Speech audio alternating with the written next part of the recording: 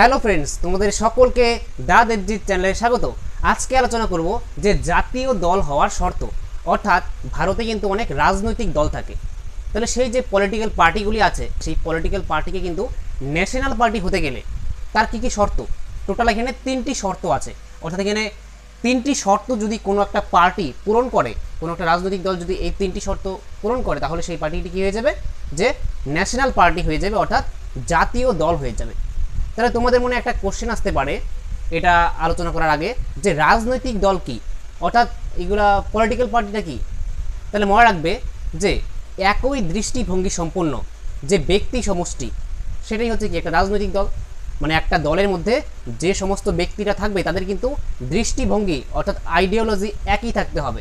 কারণ একটা রাজনৈতিক দলে ভিন্ন দৃষ্টিভঙ্গি সম্পন্ন কিন্তু ব্যক্তিরা থাকবে না, কারণ যেই রাজনৈতিক দলে সেই একই দৃষ্টিভঙ্গি সম্পন্ন আর কি ব্যক্তিরা থাকবে, তারা মিলে তাদের যে সমষ্টিটা, তাদেরকে কি বলা হবে, যে একটা রাজনৈতিক দল। আর তারা কি করবে, যে তাদের কাজ হচ্ছে তারা সাংবিধানিক উপায়ে রাজনৈতিক যে ক্ষমতা সেটা অর্জনের চেষ্টা করবে। তাহলে সাংবিধানিক উপায় কি? সাংবিধানিক উপায় হচ্ছে যে তারা নির্বাচনের মাধ্যমে তারা কী করবে, যে ক্ষমতায় আসবে, সরকার বানাবে। তাহলে তাদের এটা ক্ষমতা। তাহলে সাংবিধানিক উপায় বলতে এখানের মধ্যে যে নির্বাচন হয়, সেই নির্বাচনে সেই দলগুলি প্রতিদ্বন্দ্বিতা করবে, এবং যদি সেই পলিটিক্যাল পার্টিটা লোকসভা নির্বাচনে যদি সেই পার্টিটা জিতে যায়, তাহলে সেই সরকার বানাবে। তাহলে সাংবিধানিক উপায়ে তারা কি করবে, যে ক্ষমতা অর্জনের চেষ্টা করবে। আর তাদের প্রায়োরিটি হবে কি, যে তাদের প্রায়োরিটি হবে যে ভারতের যে জাতীয় স্বার্থ সেটার দিকে লক্ষ্য রাখা, তাই তো, ন্যাশনাল যে ইন্টারেস্ট তার দিকে লক্ষ্য রেখে কাজ করা। ঠিক আছে। তাহলে এখন দেখো যে একটা দল অর্থাৎ পলিটিক্যাল পার্টি, সেই পার্টিটি জাতীয় দল হওয়ার শর্ত, অর্থাৎ একটা দল যদি জাতীয় দল হতে চায় তাহলে তার কী কী শর্ত। আগে দেখো যে ভারতে কিন্তু অনেক দল আছে। ভারতের মধ্যে কিন্তু অনেক বহুদলীয় ব্যবস্থা, অর্থাৎ মাল্টি পার্টি সিস্টেম। ঠিক আছে। তাহলে এখানের মধ্যে অনেক দল আছে, আঞ্চলিক দল, রাজ্য দল আর জাতীয় দল। তাহলে সমস্ত দল কিন্তু জাতীয় দল না। বর্তমানে ভারতের যে জাতীয় দল আছে অর্থাৎ ন্যাশনাল পার্টি আছে, তার সংখ্যা হচ্ছে 6। টোটাল 6টি কিন্তু ন্যাশনাল পার্টি আছে ভারতে বর্তমানে। বোঝা গেল? নামগুলা তার একটু পরে বলবো। ঠিক আছে। তার আগে জেনে নাও যে আর আছে হচ্ছে ন্যাশনাল পার্টি আছে 6টি, আরও আছে স্টেট পার্টি আছে, আর আছে আঞ্চলিক পার্টি। আর তারা ইসি অর্থাৎ ইলেকশন কমিশন অফ ইন্ডিয়াতে কিন্তু তারা রেজিস্টার করে। প্রত্যেকটা পার্টিকে কি করতে হয়, যে ইলেকশন কমিশন অফ ইন্ডিয়া অর্থাৎ নির্বাচন কমিশন, তার কাছে কিন্তু রেজিস্টার করতে হয়। এই ভিডিওটির এই ক্লাসটির আগের ক্লাসে আমি বুঝিয়েছিলাম যে ইসিআই অর্থাৎ ইলেকশন কমিশন অফ ইন্ডিয়া সম্পর্কে, যে তার কাজ গঠন, সেটা তোমরা দেখে আসো। সেই ভিডিওটা দেখলে তোমরা বুঝতে পারবে যে রাজনৈতিক দলগুলি সেখানে কি করে, যে সেই ইলেকশন কমিশন অফ ইন্ডিয়াতে তারা রেজিস্টার করে। যদি একটা কোনো রাজনৈতিক দল সেই ইসিআই অর্থাৎ ইলেকশন কমিশন অফ ইন্ডিয়াতে রেজিস্টার না করে, তাহলে কিন্তু সেটা দলের স্বীকৃতি পায় না। ইলেকশন কমিশন অফ ইন্ডিয়ার কাজ কি, যে একটা পলিটিক্যাল পার্টিকে তার যে সিম্বল অর্থাৎ যে প্রতীক চিহ্ন সেটা দান করা। যেমন বিজেপির পদ্ম, তৃণমূল কংগ্রেসের জোড়া ফুল, তাহলে সেটা প্রদান করে কে, সেটা প্রদান করেছে ইসিআই অর্থাৎ ইলেকশন কমিশন অফ ইন্ডিয়া। তাহলে দেখো একটা দল যদি জাতীয় দল হতে চায়, তাহলে তার 3টি শর্ত কী কী। ফার্স্ট শর্ত হচ্ছে যে দলটিকে সাম্প্রতিক লোকসভা নির্বাচনে, সাম্প্রতিক অর্থাৎ বর্তমানে যে সাম্প্রতিক যে আর কি লোকসভা নির্বাচন, বর্তমানে কিন্তু লোকসভা নির্বাচন হচ্ছে 2024-এ। তাহলে এই 2024-এ যদি কোনো একটা পলিটিক্যাল পার্টি লোকসভা নির্বাচনে অন্তত 2% আসন অর্থাৎ 11টি আসন, তাহলে লোকসভা নির্বাচন হচ্ছে। আর লোকসভাতে বর্তমানে আমাদের যে লোকসভা আছে, ভারতের পার্লামেন্টের যে নিম্ন কক্ষ, তার নাম হচ্ছে লোকসভা। আর সেই লোকসভাতে কয়টা সিট আছে বা কতগুলি আসন আছে, তোমরা জানো যে 543টি সিট আছে। তাহলে এই 543টি সিটের মধ্যে সাম্প্রতিক লোকসভা নির্বাচনে তার 2% আসন, এখানে 2% আসন মানে কি, যে এই 543-এর 2%। তাহলে এই 543-কে ধরো রাউন্ড ফিগারে ধরে নিই যে এটা 550, তার 2% অর্থাৎ 2/100। তার এখানে 0 কাটা, এখানে 2 5, এখানে 5 দিয়ে 5 11 55, অর্থাৎ 11 হয়, তাই তো। তাহলে এই যদি ধরে নিই যে 550টা ভারতের লোকসভাতে সিট আছে, তার 2% মানে 2/100। তোমরা অনেকে শতকরা অঙ্ক যারা করো কম্পিটিটিভ এক্সামের জন্য তোমরা তো এটা নিয়মটা জানো, যে কোনো একটা সংখ্যার পার্সেন্টেজে আনতে গেলে কি করতে হয়, যে সেই সংখ্যাকে 2 দিয়ে 2 সেই 2% বলতে যেই সংখ্যাটা তাকে গুণ করতে হবে 2/100 দিয়ে, তাহলে সেটা হয় 11 দাঁড়ায়, তাই তো। তাহলে এই যে 11টি সিট অর্থাৎ 11টি আসন অর্থাৎ এই 543টি সিটের মধ্যে লোকসভা নির্বাচনে যদি কোনো একটা পলিটিক্যাল পার্টি 2% আসন, 2% আসন মানেই কিন্তু এই 11টি আসন, ঠিক আছে, এই 11টি আসন জিততে হবে, সেই পার্টিটিকে জিততে হবে অন্তত 3টি ভিন্ন রাজ্যে।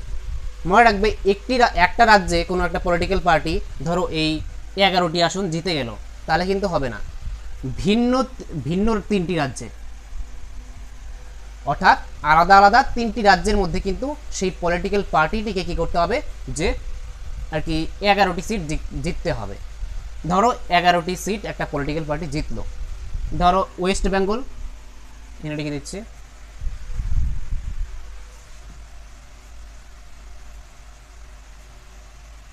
ভিন্ন ভিন্ন 3টি রাজ্যের কথা বলছি, ধরো ওয়েস্ট বেঙ্গল, ইউপি অর্থাৎ উত্তরপ্রদেশ, আর ধরো বিহার, ঠিক আছে। তাহলে ওয়েস্ট বেঙ্গলের থেকে ধরো 5টি সিট কোনো একটা পলিটিক্যাল পার্টি জিতলো,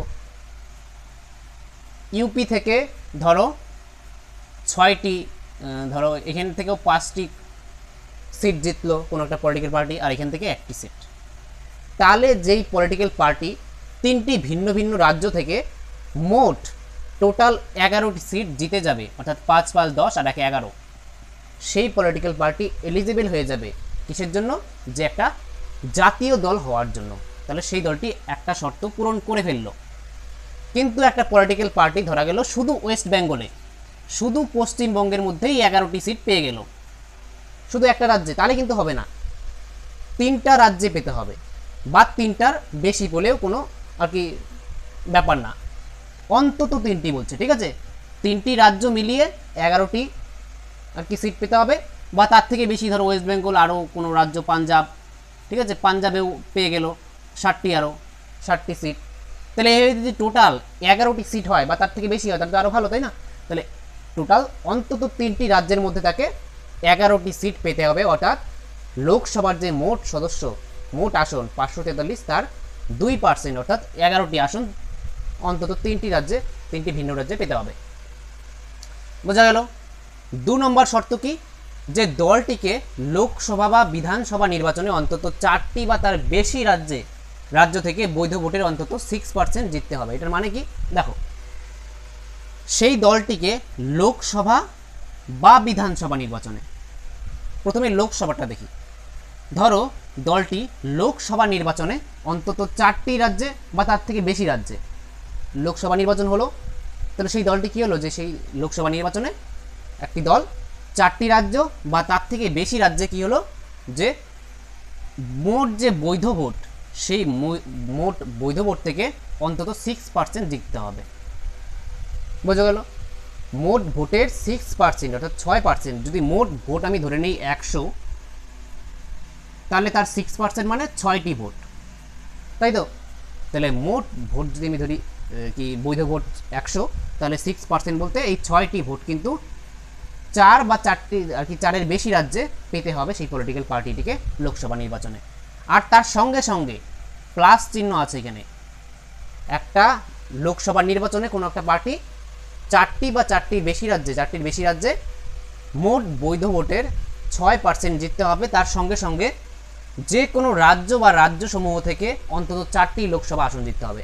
তাহলে তার সঙ্গে সঙ্গে কী করতে হবে, যে কোনো একটা রাজ্যের মধ্যে ধরো পলিটিক্যাল পার্টি কোনো 4টি আসন পেয়ে গেল লোকসভা নির্বাচনের, ঠিক আছে, 543টি সিটের মধ্যে ধরো একটা রাজ্যের মধ্যে 4টি সিট পেয়ে গেল, তাহলে হয়ে যাবে, বা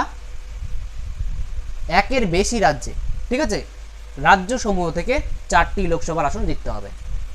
তাহলে এখানে কন্ডিশনটা কি, যে লোকসভা নির্বাচন সেখানের মধ্যে 6% বৈধ ভোট জিততে হবে, 4টি বা 4টির বেশি রাজ্যে, 4টির কম হলে চলবে না, তার সঙ্গে সঙ্গে আর কি একটা বা তার বেশি রাজ্যে 4টি আসন জিততে হবে লোকসভায়, এটা একটা কন্ডিশন। আর তাছাড়া হচ্ছে যে বিধানসভা নির্বাচনে ধরো 4টি রাজ্য পশ্চিমবঙ্গ, বিহার, উত্তরপ্রদেশ, পাঞ্জাব, তাহলে এই 4টি রাজ্যে ধরো বিধানসভা নির্বাচন হলো, তাহলে সেই নির্বাচনের মধ্যে 4টি রাজ্যে বা তার থেকে বেশি রাজ্যের 6% ভোট জিততে হবে সেই পার্টিটিকে। ধরো বিজেপি একটা পলিটিক্যাল পার্টি, সেই পার্টিটি যে বিধানসভা নির্বাচন হলো 4টি রাজ্যে, সেই 4টি রাজ্যেই কিন্তু বা তার থেকে বেশি রাজ্যে কী হলো যে 6% বৈধ ভোট জিতলো। আর তার সঙ্গে সঙ্গে লোকসভা নির্বাচনে একটি রাজ্যে বা তার থেকে বেশি রাজ্যে 4টি লোকসভা আসন জিততে হবে। তাহলে দুটি এখানের মধ্যে ক্ষেত্র, যে হয় লোকসভা নির্বাচনে 6% ভোট জিততে হবে 4টি বা 4টির বেশি রাজ্যে, আর তার সঙ্গে আর কি একটা বা একটার বেশি রাজ্যে 4টি লোকসভা আসন জিততে হবে, বা বিধানসভা নির্বাচনে 4টি বা 4টির বেশি রাজ্যে আর কি 6% বৈধ ভোট জিততে হবে আর তার সঙ্গে 4টি লোকসভার আসন জিততে হবে। তাহলে সেটা কী হয়ে যাবে, একটা ন্যাশনাল পার্টি হয়ে যাবে। আর 3 নম্বর শর্ত হচ্ছে যে অন্তত 4টি রাজ্যে রাজ্য দলের স্বীকৃতি পেতে হবে। তাহলে অন্তত 4টি রাজ্য, ধরো বিহার, পাঞ্জাব, উত্তরপ্রদেশ, মহারাষ্ট্র, এই 4টি রাজ্যে কোনো একটা রাজনৈতিক দল রাজ্য দলের স্বীকৃতি যদি পেয়ে থাকে, রাজ্য দল অর্থাৎ স্টেট পার্টির স্বীকৃতি যদি পেয়ে থাকে, তাহলেও কিন্তু সেই দলটি কী হয়ে যাবে, যে একটা ন্যাশনাল পার্টি অর্থাৎ জাতীয় দলের স্বীকৃতি পেয়ে যাবে। তাহলে এখন তোমাদের প্রশ্ন আসবে, তাহলে এটা তোমরা লিখে নিতে পারো, হ্যাঁ, একটু বুঝতে অসুবিধা হতে পারে, তাহলে বারবার ভিডিওটি দেখবে, তাহলে বুঝে যাবে, ঠিক আছে। তাহলে এই 3টি শর্ত পূরণ করার পরে একটা দল কি হয়, একটা রাজনৈতিক দল কি জাতীয় দলের স্বীকৃতি পায়। আর সেটা কে দেয়, মনে রাখবে, ইলেকশন কমিশন অফ ইন্ডিয়া অর্থাৎ ইসিআই। আর এই ইসিআই সম্পর্কে ডিটেলসে আমি ভিডিও করেছি, সেটা তোমরা আই বাটনে লিঙ্ক দেওয়া আছে, সেখানে দেখতে পারো, ঠিক আছে। তাহলে তোমাদের ওটা কাজে লাগবে। তাহলে এই ইসিআই পলিটিক্যাল পার্টিকে কিন্তু রেজিস্টার করে, কোনো একটা পলিটিক্যাল পার্টিকে রেজিস্টার করার কাজ কিন্তু এই ইসিআই এর, ঠিক আছে। ভারতে অনেক পার্টি আছে, কিন্তু বিভিন্ন দেশে বিভিন্ন পার্টি সিস্টেম আছে। যেমন ইউকে অর্থাৎ ব্রিটেনে কিন্তু আর কি বহু পার্টি সিস্টেম নেই, ঠিক আছে, অনেক পার্টি নেই, সেখানে 2টি মাত্র পার্টি আছে। আমেরিকাতেও সেম, আমেরিকাতেও কিন্তু 2টি পার্টি আছে, ঠিক আছে, একটা রিপাবলিকান, একটা ডেমোক্রেটিক, ঠিক আছে। তাহলে এই যে বর্তমানে যে জো বাইডেন আছে, জো বাইডেন যে আর কি আমেরিকার রাষ্ট্রপতি, তিনি কোন পার্টির, তিনি হচ্ছে ডেমোক্রেটিক পার্টি, ঠিক আছে। আর হচ্ছে যে ডোনাল্ড ট্রাম্প আছে, তিনি হচ্ছেন রিপাবলিকান পার্টির। তাহলে আমেরিকাতে এই 2টি পার্টি, কিন্তু ভারতের মধ্যে কিন্তু ডবল পার্টি সিস্টেম নেই, ভারতে আছে বহু পার্টি সিস্টেম অর্থাৎ মাল্টি পার্টি সিস্টেম, ভারতে অনেক পার্টি আছে। তাহলে ইসিআই এর কাজ হচ্ছে এই জাতীয় দলকে স্বীকৃতি দেওয়া। এখন তোমাদের মনে প্রশ্ন আসবে যে এই জাতীয় দল হলে তার কি কি বেনিফিট অর্থাৎ কি কি সুবিধা পাওয়া যায়। তাহলে জাতীয় দল হলে এটাই একটা সুবিধা যে জাতীয় দল হলে যে ইলেকশনে যে সিম্বলটা দেয় ইলেকশন কমিশন অফ ইন্ডিয়া, এই যে জাতীয় দলটাকে যে একটা সিম্বল দেয়, একটা প্রতীক দেয়, ধরো বিজেপি একটা হচ্ছে জাতীয় দল অর্থাৎ ন্যাশনাল পার্টি, বা হচ্ছে আম আদমি পার্টি, সেটাও কি একটা ন্যাশনাল পার্টি বর্তমানে। তাহলে এই পার্টিকে যে সিম্বল দেয়, আম আদমি পার্টির সিম্বল কি ঝাড়ু অর্থাৎ ব্রুম, আর বিজেপির পদ্ম। তাহলে এই যে কি চিহ্নটা, সেটা কি করতে পারে যে সারা ভারতে এই পার্টিগুলি ব্যবহার করতে পারে, আর অন্য কোনো পার্টি কিন্তু এই সিম্বলগুলিকে ব্যবহার করতে পারে না। তাহলে এটা একটা আর কি নিশ্চিতে থাকে তারা। তাহলে এই জাতীয় দলের যে প্রতীকগুলি থাকে, সিম্বল, ইলেকশনের যে সিম্বলগুলি থাকে, সেইগুলি সিম্বল যে থাকে সেটা কিন্তু সারা ভারতে তারা প্রচার করতে পারে। আর তাছাড়া একটা সুবিধা হচ্ছে যে আর কি সরকারি পাবলিক ফান্ডের যে টেলিভিশন আছে, যেমন দূরদর্শন, সেই দূরদর্শনে কি হয় যে এই রাজনৈতিক যে দল, জাতীয় দলগুলি, তারা কি করতে পারে, তাদের অ্যাড দিতে পারে, তারা কি করতে, তাদের যে প্রচার, সেটা প্রচারটা করতে পারে। ধরো লোকসভা নির্বাচন হচ্ছে, তাহলে সেই প্রচারটা তারা অনেক সোশ্যাল মিডিয়া, টেলিভিশনে করবে, ঠিক আছে, জনমত গঠনের জন্য। তাহলে তার জন্য এই পলিটিক্যাল পার্টিগুলিকে, এই জাতীয় দলগুলিকে একটু বিশেষ সুবিধা দেওয়া হয়, ঠিক আছে। দূরদর্শনে যে পাবলিক ফান্ডের যে টাকাগুলো দিয়ে যে আর কি সরকারি যে টেলিভিশনগুলি চলে, সেখানের মধ্যে এই দলগুলি কী করতে পারে, যে তাদের প্রচার চালাতে পারে। তাই এইগুলি কিছু সুবিধা। তাহলে এখন দেখবো যে 6টি পলিটিক্যাল পার্টি সেটা কি কি। এখন দেখো 6টি জাতীয় দল অর্থাৎ ন্যাশনাল পার্টি কোনগুলি। ফার্স্ট হচ্ছে আম আদমি পার্টি অর্থাৎ শর্টে এএপি, যার সিম্বল হচ্ছে ঝাড়ু। দ্বিতীয় হচ্ছে বহুজন সমাজ পার্টি, শর্টে বিএসপি, আর সিম্বল হচ্ছে, প্রতীকী চিহ্ন হচ্ছে হাতি। তারপরে হচ্ছে ভারতীয় জনতা পার্টি অর্থাৎ বিজেপি, প্রতীকী চিহ্ন হচ্ছে পদ্ম। তারপরে communist party of India, Marxist অর্থাৎ সিপিআইএম বলা হয়, আর সিম্বল হচ্ছে কাস্তে হাতুড়ি আর তারা। আর তারপর হচ্ছে ইন্ডিয়ান ন্যাশনাল কংগ্রেস অর্থাৎ আইএনসি, এর প্রতীকী চিহ্ন হচ্ছে হাত। আর হচ্ছে ন্যাশনাল পিপলস পার্টি অর্থাৎ এনপিপি, যার প্রতীকী চিহ্ন অর্থাৎ সিম্বল হচ্ছে বই। তাহলে এই যে 6টি রাজনৈতিক দল, এই 6টি রাজনৈতিক দল আছে ভারতে বর্তমানে, অর্থাৎ ন্যাশনাল পার্টি। আর এই প্রত্যেকটি পার্টির এই সুবিধা হচ্ছে যে এই প্রতীকগুলি সারা ভারতে তারা কী করতে পারবে, যে প্রচার অর্থাৎ ব্যবহার করতে পারবে।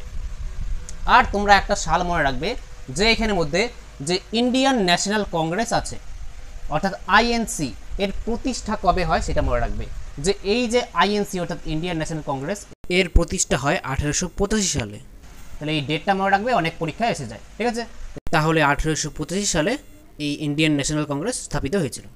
অ্যালান অক্টাভিয়াম কিন্তু আর কি প্রতিষ্ঠাতা। তাহলে এই ছিল আজকের আলোচনা। আশা করছি তোমরা এই জাতীয় দল, সেই জাতীয় দল সম্পর্কে বুঝতে পেরেছো যে এই জাতীয় দলটা কি, এই জাতীয় দলের কি সুবিধা হয়, আর এই জাতীয় দল ভারতে বর্তমানে কে কি আছে। তাহলে ভিডিওটি শেষ পর্যন্ত দেখার জন্য তোমাদেরকে অসংখ্য ধন্যবাদ। দেখা হচ্ছে নেক্সট ভিডিওতে, ততক্ষণের জন্য বাই।